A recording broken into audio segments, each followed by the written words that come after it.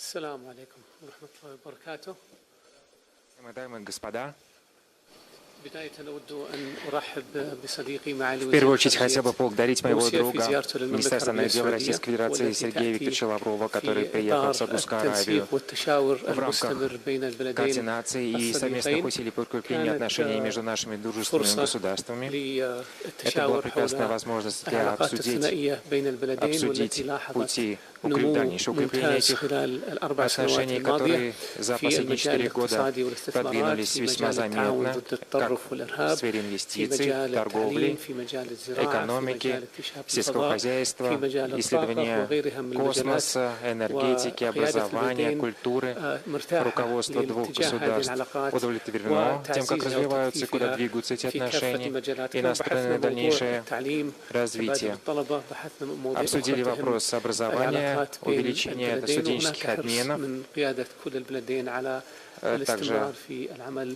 على تعزيز هذه العلاقات. نحن نقدر настрой دور руководства روسيا في المنطقة، نقدر دور روسيا предоставлять في العالم ونحترم стипендии حضارة وثقافة روسيا. студентам فيما يتعلق обоих государств, بأمور المنطقة بحثنا продвижение بدون культурных شك связей. التحديات في المنطقة سواء Также обсудили ситуацию, складывающую ситуацию в регионе, арабо-израильский конфликт, ситуацию в Сирии, в Йемене. Также посмотрели, изучили возможности, как нам координировать все усилия в борьбе совместной с терроризмом, также добиваться в целом, как добиваться восстановления стабильности и безопасности в этом регионе. И вновь хотел бы вас поблагодарить за возможность проведения этих переговоров здесь, в Саудовской Аравии. Еще раз добро пожаловать.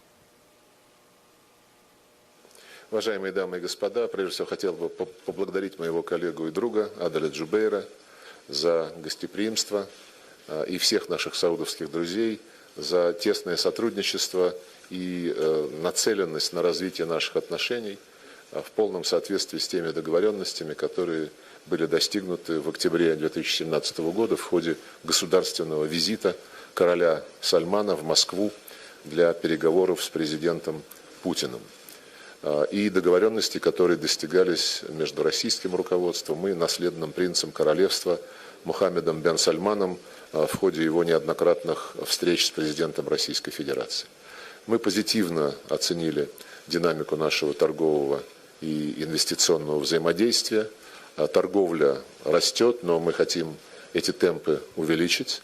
И обсудили сегодня целый ряд конкретных шагов на этом направлении, в том числе в контексте подготовки к очередному заседанию совместной межправительственной комиссии по торгово-экономическому и научно-техническому сотрудничеству, которое должно состояться в ближайшее время в российской столице. Обсудили шаги, которые предпринимают наши соответствующие ведомства по согласованию новых крупных проектов в различных областях, включая энергетику, мирное использование атомной энергии, промышленность, сельское хозяйство, транспортная инфраструктура. И договорились продолжать координировать шаги на мировом рынке нефти в формате ОПЕК+, который сложился и успешно функционирует во многом благодаря инициативным действиям России и Королевства Саудовской Аравии. У нас обоюдный интерес к расширению гуманитарных связей, культурных обменов, к налаживанию более интенсивного, широкого сотрудничества в сфере образования. На этот счет есть обоюдный интерес, и мы признательны нашим саудовским друзьям за неизменное внимание к российским паломникам в период хаджа.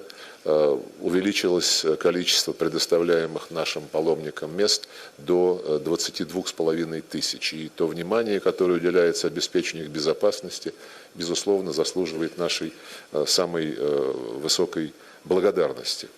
Мы также договорились о том, что Саудовская Аравия будет активно участвовать в работе группы высокого уровня, группы стратегического видения, которая создана между Россией и Организацией исламского сотрудничества и которая называется «Россия. Исламский мир». Эта группа регулярно, ежегодно проводит свои заседания, и мы будем приветствовать более активное вовлечение Саудовской Аравии в ее работу.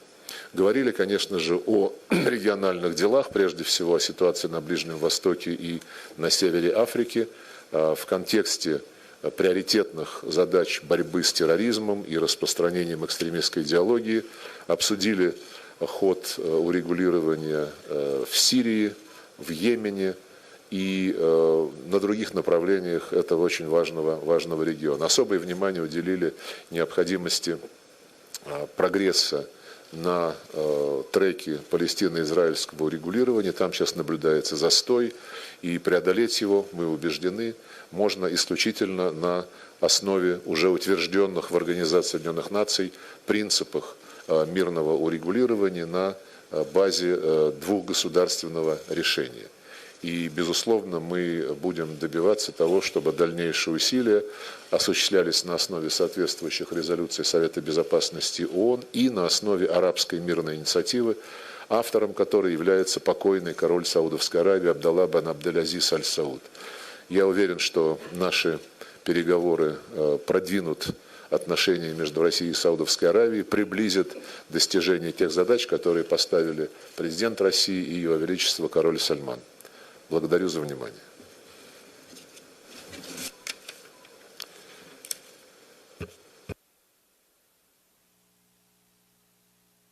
Марьяна.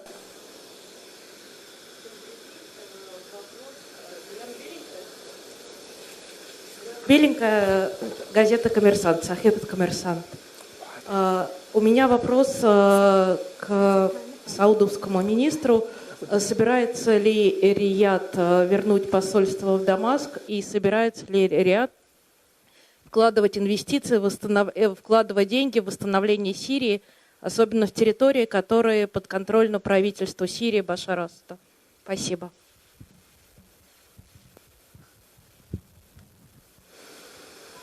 شكرا على السؤال. فيما يتعلق بإعادة السفارة السعودية في سوريا، هذا الأمر يتعلق بالتقدم الذي تحرزه العملية السياسية في سوريا، فأعتقد أنه بدري شوي على الموضوع.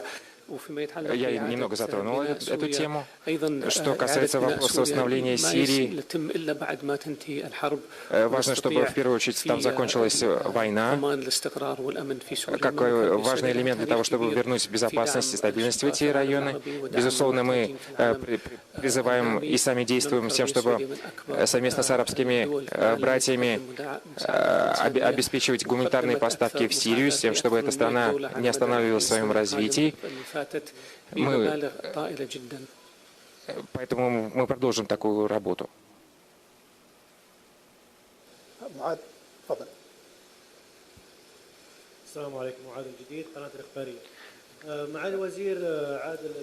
Вопрос саудовскому министру.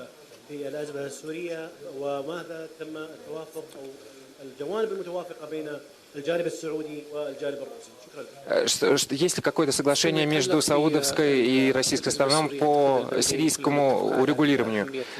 Что касается наших договоренностей, то мы уже говорили о том, что постоянно обсуждаем этот вопрос. Мы согласны с тем, что единственное возможное урегулирование — это политико-дипломатическими методами, заинтересованы в тем, чтобы там была стабильность и мир в этом важнейшей стране арабского региона. Желаем этой стране лучшего будущего. Что касается, если у нас согласие или разногласия, то мы работаем, призываем все стороны сирийского конфликта к взаимопониманию о том, как вывести страну из кризиса. Спасибо. Ариш Мухаммед, РТ Арабик. Сергей Викторович, сколько еще может понадобиться времени для того, чтобы был составлен список Конституционного комитета по Сирии? والسؤال الآخر لمعالي الوزير عادل الجبير تحدثتم عن عودة السفارة إلى دمشق ربما وعودة سوريا للجامعة العربية. Сколько потребуется времени еще для возвращения посольства в Дамаск и возвращения Сирии в ЛАГ? Будет ли обсуждаться этот вопрос на предстоящем заседании СМИТ ЛАГ? Насчет нашей работы по содействию сирийским сторонам в завершении формирования списка членов Конституционного комитета, подчеркну очевидное, решающее слово здесь принадлежит сирийским сторонам, правительству и оппозиции.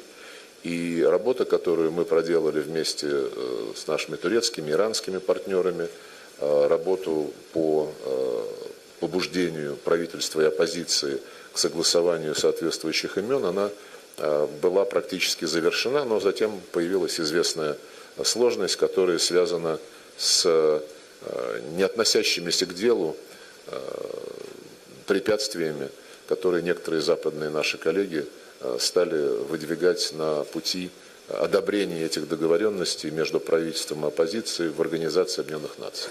Мы воспринимаем это спокойно, и мы не свернем с нашего курса, который продиктован необходимостью выполнять резолюцию 2254 и помочь запустить переговорный процесс, ведомый самими сирийцами и принадлежащий самим сирийцам. И я думаю, что сейчас трудно называть конкретные сроки, но работа идет очень активно. И я надеюсь, что в самое ближайшее время мы увидим ее завершение. И, кстати, хочу выразить, пользуясь случаем, признательность нашим саудовским друзьям. Они сегодня устами Аделя Джубейра подтвердили свою нацеленность на то, чтобы побуждать оппозиционеров, которые находятся на территории королевства, конструктивно содействовать политическому процессу.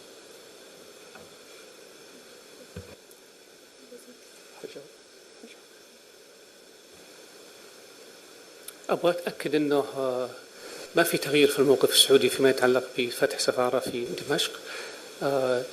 إعادة سوريا للجامعة العربية حيكون مربوط بالتقدم الذي يتم إحرازه في العملية السياسية، وأعتقد أنه لا زال الموضوع مبكر، وأعتقد أنه هذه هي وجهة نظر الجامعة العربية بشكل عام.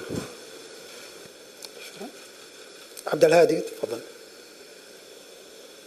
عبد الهادي حبتور، صحيفة الشرق الأوسط. سؤالي السيد الأفروف، هناك مقترحات فرنسية قدمتها بخصوص إجراء تعديل على الدستور السوري الحالي وإجراء انتخابات مبكرة، فما هو провести предварительные выборы в Сирии, провести реформу Конституции нынешней,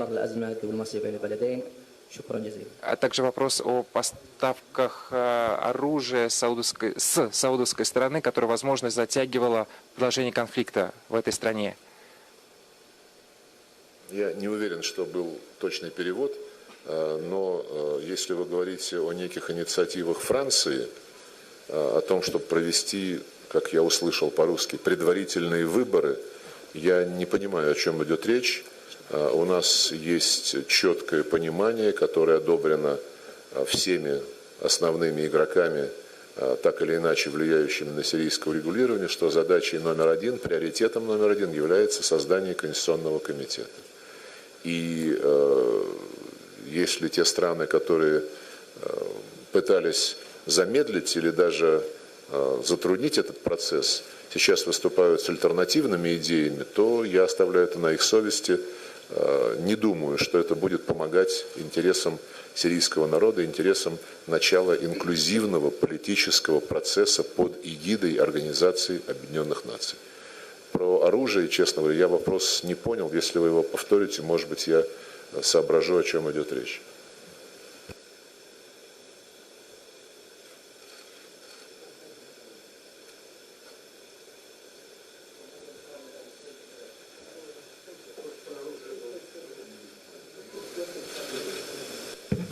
فيما يتعلق بصفقة السلاح مع كندا بالنسبة للعربات العسكرية، هناك نرى ونسمع تصريحات من مسؤولين كنديين.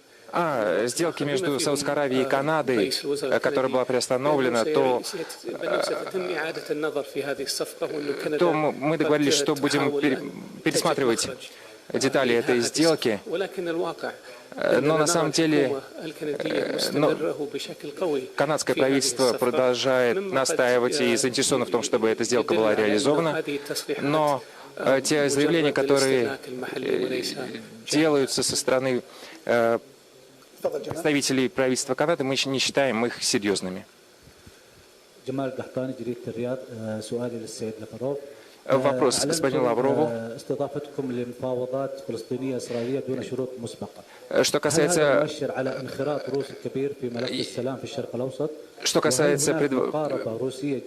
переговоров между палестинцами и израильтянами без предварительных условий и встречи, которые предлагала Россия провести между палестинцами и израильтянами в Москве, есть ли какой-то прогресс на этом направлении? Есть ли какие-то новые вещи в палестино-израильском регулировании? Мы действительно, я уже об этом говорил, по просьбе израильского руководства пару лет назад, эта просьба была нам адресована, договорились с палестинским руководством о проведении встречи лидеров Израиля и Палестины на российской территории без каких-либо предварительных условий. Палестинское руководство к такой встрече готово. Израильское руководство подтверждает свою заинтересованность в этом, но по срокам не определилось. Мы будем готовы эту свою инициативу, которая даже не столько наша, сколько инициатива израильских коллег, реализовать в любое время, когда стороны обоюдно согласятся о конкретной дате. Ну а что касается более широкого вашего вопроса о том, что появилось нового в палестино-израильском урегулировании, к сожалению, новое появляется только с негативным оттенком, потому что налицо попытка перечеркнуть все, что было сделано до сих пор. Я имею в виду резолюции Совета Безопасности ООН, имею в виду резолюции Генеральной Ассамблеи ООН, мадридские принципы, принципы Осло и особо отмечу арабскую мирную инициативу. Арабская мирная инициатива предполагала решение палестинской проблемы на основе двух государств, Палестины и Израиля, которые живут в безопасности друг с другом и в сотрудничестве со своими соседями. И после этого все страны Лиги арабских государств, а за ними, кстати, и Организация исламского сотрудничества, заявили, что будут готовы нормализовать полностью отношения с государством Израиль. И я считаю, что это абсолютно принципиальный подход. И мы активно поддержали арабскую мирную инициативу, которая была выдвинута, как я уже говорил сегодня, покойным королем Саудовской Аравии. Сейчас предпринимаются очевидные попытки эту инициативу поставить с ног на голову и сначала добиться нормализации отношений между арабскими странами и Израилем, а потом посмотреть, нужно ли что-то еще делать в отношении палестинцев. И мы отметили, что наши американские коллеги, которые готовят широко разрекламированную, но постоянно откладываемую сделку века, так называемую, в ответ на прямые вопросы стали заверять, что они совсем не пытаются подорвать двухгосударственное решение. Но есть основания полагать, что эти утверждения, ну, по крайней мере, их предстоит проверить на практике. Посмотрим, какая будет инициатива в конечном итоге выдвинута.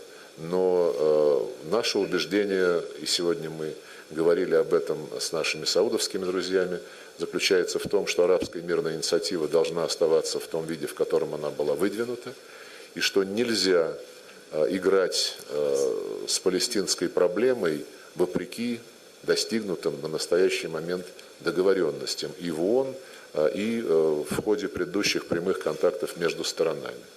В том числе справедливое решение палестинской проблемы необходимо и для того, чтобы противодействовать нарастанию радикальных тенденций на арабской улице, как говорится. Вопрос очень серьезный. Я надеюсь, что те, кто напрямую этим вопросом сейчас пытается заниматься, осознают свою ответственность за его решение и за те последствия, которые могут сопутствовать этому решению. سؤال واحد أخير تفضلي نور.